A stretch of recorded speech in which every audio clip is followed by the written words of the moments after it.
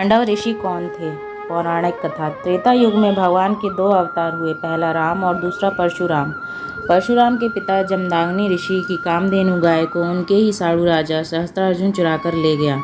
जब ऋषि जमदाग्नि ने परशुराम जी को कामधेनु लेने के लिए सहस्त्रार्जुन के पास भेजा तो परशुराम जी को सहस्त्रार्जुन ने कामधेनु देने से इनकार कर दिया। इससे परशुराम जी को क्रोध उत्पन्न हो गया और अपने फरसे से सहस्त्रार्जुन की दोनों भुजाओं को फरसे से काट डाला और कहा, रे मूर्ख, पिताजी की गाय तुम चोरी से ले आए हो, आज मैं तुम्हें जिंदा नहीं छोड़ूंगा। और उसी फरसे से सहस्त्रार्जुन का वध कर दिया और कामधेनु गाय को लेकर अपने पिता जमदाग्नि के पास वापस लौट आए। जैसे ही जमदाग्नि को सहस्त्रार्जुन के वध का समाचार परशुराम जी ने सुनाया तो जमदाग्नि आग बबूला हो गए और मारने के अपराध में परशुराम को पृथ्वी लोक पर प्रायश्चित करने के लिए पृथ्वी की तपस्या के लिए भेज दिया। और पीछे सहस्त्रार्जुन के पुत्रों ने जमदाग्नि का वध कर दिया। और जब परशुराम प्रायश्चित कर वापस लौटे तो पिता का वध सुनकर अत्यंत क्रोधित हुए और प्रण किया कि इस पृथ्वी को क्षत्रियों से रहित कर दूंगा। और परशुराम जी ने इस पृथ्वी को क्षत्रिय रहित करके सभी राजाओं और देवताओं के धनुष लेकर इकट्ठा रख दिया।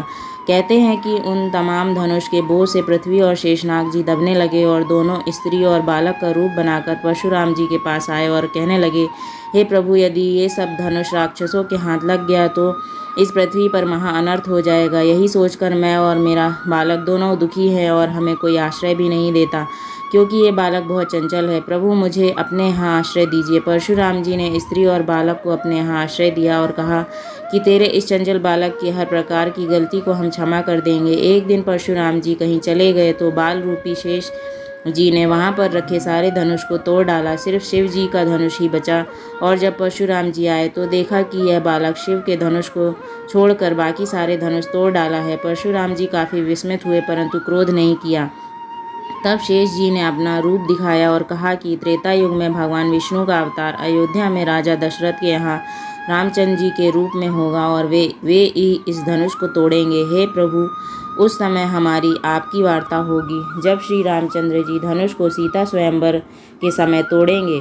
उस सहस्त्रार्जुन के वध के प्रायश्चित के समय त्रेता में भगवान विष्णु अवतार श्री रामचंद्र जी सीता जी के स्वयंवर में जो शिव धनुष रखा गया था, जिसे तोड़ने के लिए तमाम देशों के राजा महाराजा आमंत्रित किए गए थे, किसी भी राजा, देवता और राक्षसों के द्वारा धनुष नहीं टूटा, जिसे भगवान श्री रामचंद्र जी के छूते ही धनुष टूट गया। और टूटते ही भगवान परशुराम जी का आगमन हुआ कि कहीं भगवान श्री रामचंद्र जी को इन तमाम राक्षसों द्वारा समस्या न उत्पन्न हो। और भगवान श्री रामचंद्र जी का सारा कार्य संपन्न कराकर अंतर्ध्यान हो गए।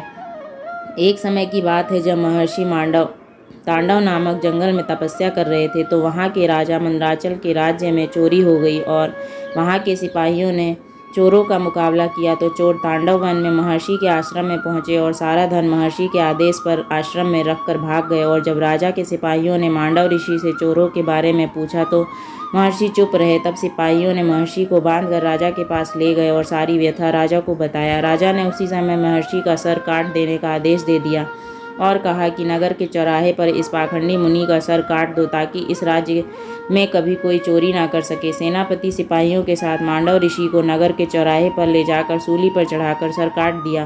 परंतु जब सेनापति और सिपाहियों ने यह देखा कि बिना सिर ही मांडव ऋषि ध्यान मग्न हैं तो यह बात राजा को बताया और राजा तुरंत महर्षि को सूली से उतारने का आदेश दिया और महर्षि से क्षमा याचना करने लगे। महर्षि मांडव ने कहा कि राजन, इसमें आपकी कोई गलती नहीं है। यह तो मैं यमराज से पूछूंगा कि मुझे मेरी कौन सी गलती की सज़ा मिली और मैं उस यमराज को श्राप भी दूंगा।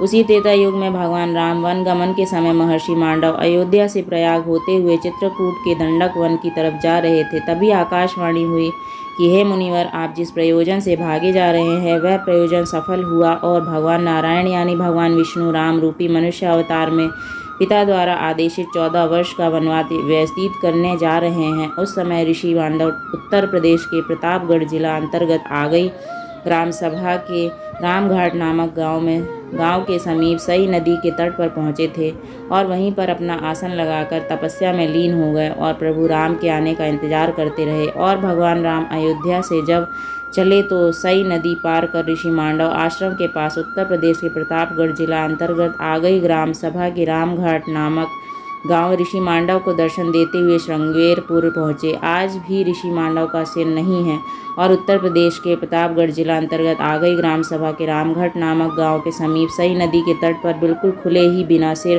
ध्यानमग्न आसीन है। आज भी इस क्षेत्र में यदि कोई आपदा आती है तो पूरी ग्राम सभा जब उनके पास अपनी आस्था लेकर जाते हैं तो फल अवश्य प्राप्त होता है। लोगों के कष्ट भी दूर हो जाते हैं और सभी दर्शनार्थियों की मनोकामना भी पूर्ण हो जाती है।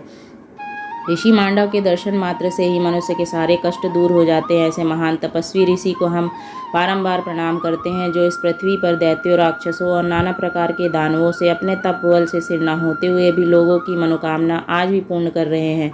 ऐसे महान ऋषि का दर्शन कर इस कलयुग में जीवन धन्य हो जाता है और अगले जन्म का दरवाजा भी भगवान के यहाँ खुल जाता है। अगर कहानी आपको पसंद आती है तो ऐसी ही कहानी सुनने के लिए चैनल को सब्सक्राइब करें। धन्यवाद।